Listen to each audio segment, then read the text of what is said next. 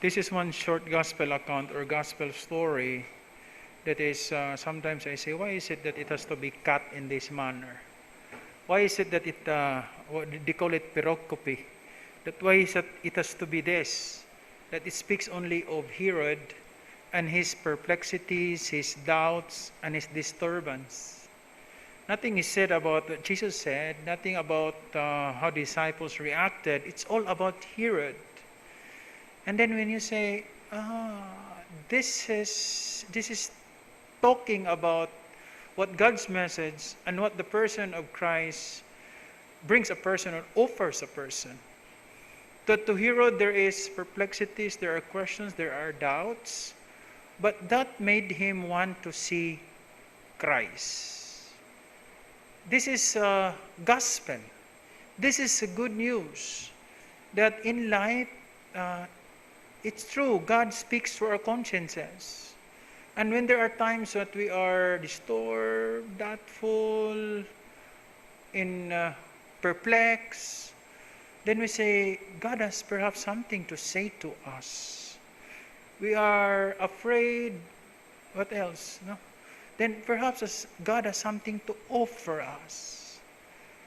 So let us ask that grace from the Lord. Like San Peo, whose memorial we celebrate today, I was so blessed to be with His Eminence, the late Cardinal Vidal, when he went to Petrelsina. I got the chance to be with him. And when we get to the place, it's a simple place. Of course, no, it's a beautiful place. Then only there that I know that people go there, of course, no, to be in the place where San Pio was. Also then when San Pio was still there, people lined up for confession. Because San Pio gives confession almost the entire day. It's not just the stigmata, but the confession. People wanted to confess to him.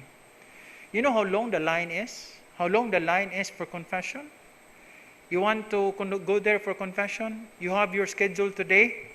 Your confession will be next year. That's how long the line is to have reserved for confession. But let us not forget that it should not be just about the person that is San Pio. Because the celebration of confession is God's forgiveness, God's love, with or without San Pio. And even San Pio himself was the beneficiary of this mercy and love. So this is it. Let us look at our consciences, dive into our own consciences and our hearts, listen to God speak to us. It may not just be in times of comforts, happiness, and joy. There are times that we are perplexed, disturbed like Herod. But these are all invitation to want for Jesus, to want for God.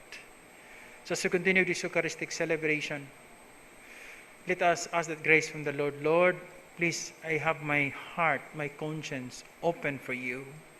Please speak to me. Lord, at these times, I am so disturbed. I am so afraid.